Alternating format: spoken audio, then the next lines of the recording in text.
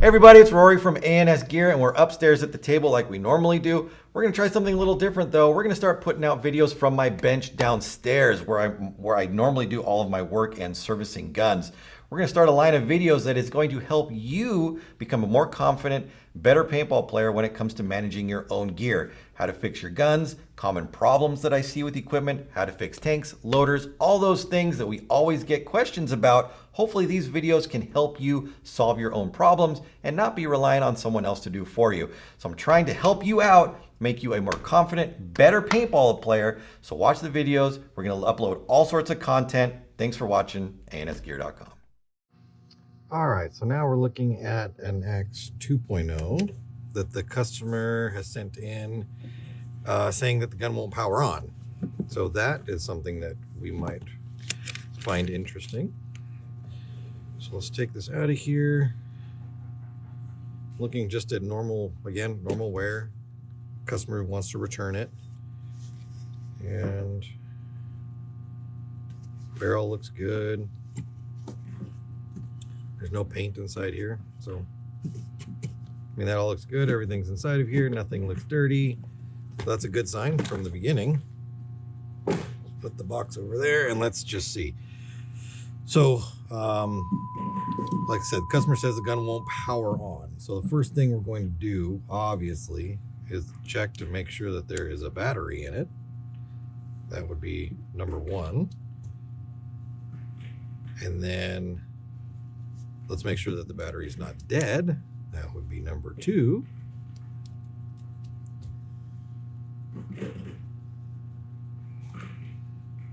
So let's pull these off of there, pull that off of there, pull this battery out. It was plugged in the right way, that's good.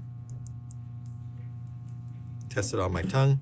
This battery is dead, like super dead. I'm touching it to my tongue, there's nothing there. Nothing at all. So I've got a battery here, which has a charge to it. So if the gun wouldn't turn on, well, your battery's dead. It doesn't have any power in it. I don't trust these things very well. I mean, it's reading replace. It's not even in the low section right there. So let's just see if I put this in, if it would even power on or not. Well, light, it does turn on. Oh, there's something right there also. So a couple things. A, this battery's dead. It does have enough power to turn the light on, but I saw something very sneaky with this, or very peculiar, and maybe you noticed it when it first turned on. So let's put a good battery in there. That's going all the way up into the good. This battery needs to be replaced too, but it is good. So I'm going to plug that in. I'm going to turn this on. Did you see that? So this gun is powering on into programming mode right away. So what that tells me is that this trigger is in a position right now where even though nobody's touching it, the trigger is pushing the micro switch down on the inside. And you can see that the trigger can still move, right? But the part of the trigger that activates the switch is set into such a way that it is pushing the switch down, even though nobody's touching it.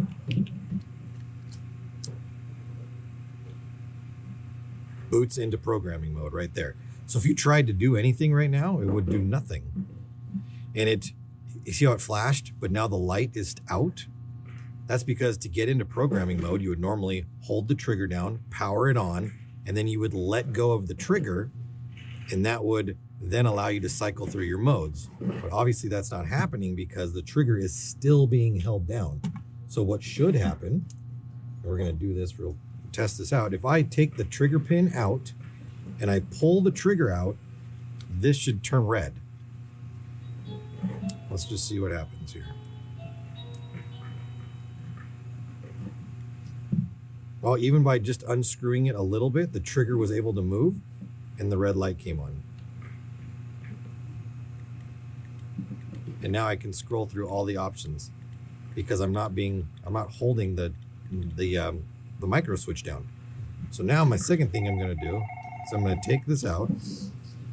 Phone's ringing. They'll come over and pick it up. Somebody will come pick it up.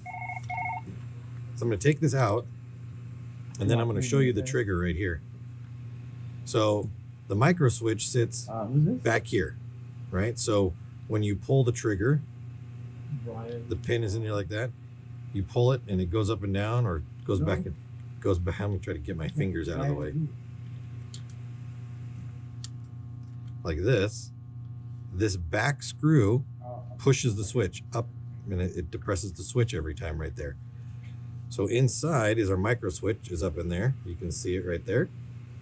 This adjustment will control how the trigger hits that switch.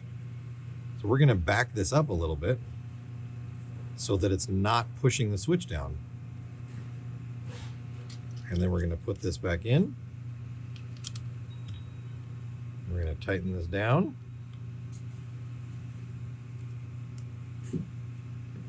And then now what's happening is I'm not getting any trigger movement at all. Like I've backed that screw so far out that it's not hitting the switch at all. As I'm trying to pull the trigger, you can see nothing's happening right there.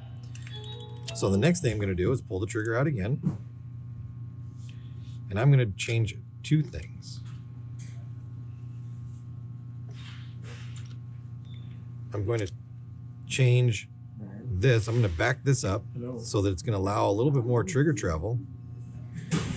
And I'm going to back this one up, which allows a little more front travel. Wait, that was the wrong one. That's this one. I'm going to back this. So now the trigger can swing further forward. And I changed this one in, so now that the trigger can move further back. I'm just opening up the amount of trigger space that I have. And that'll give me the ability to just have more options as far as where I can move something. All right, so that's back in there. Now I've got way more trigger travel right there, which is good, but I'm still not activating the switch because you can tell my light still hasn't changed on there. So now I'm just going to start bringing this in a little bit at a time.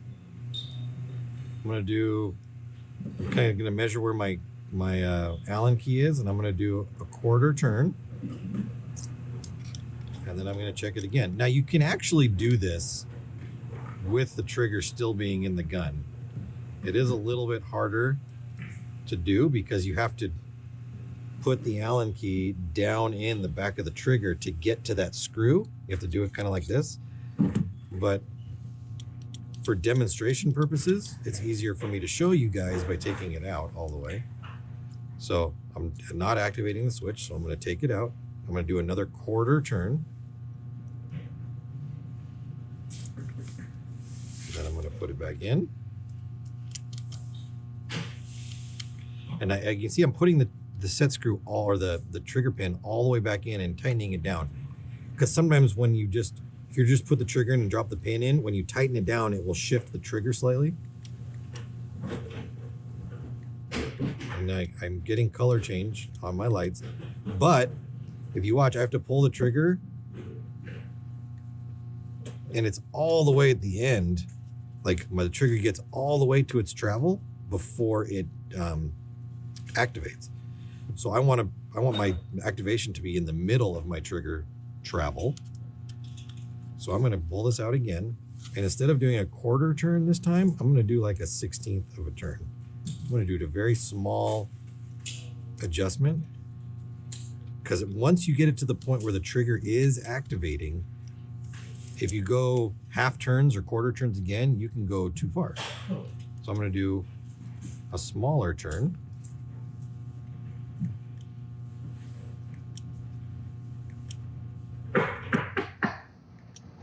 And again, my activation is pretty far back, so I'm going to come in and give it another little turn.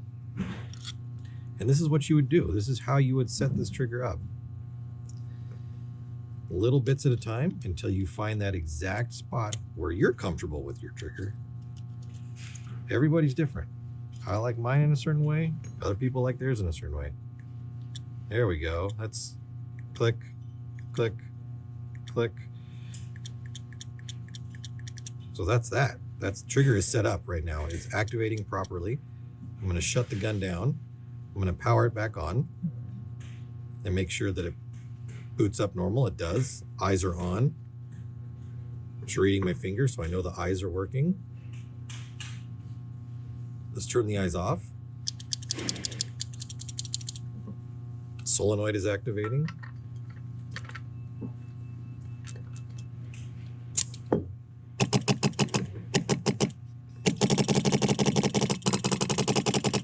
Gun's not shooting. There it goes. Sometimes those poppets like to stick a little bit when you first gas these guns up. You've seen the other videos. I do all the way in on this, and then I do 3/4 turn out. Make sure that my reg adjustment is flush.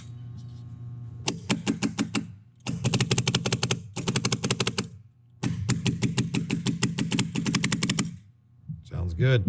So that's it. This gun wasn't working, A, because the battery was dead, and B, the trigger was not set properly.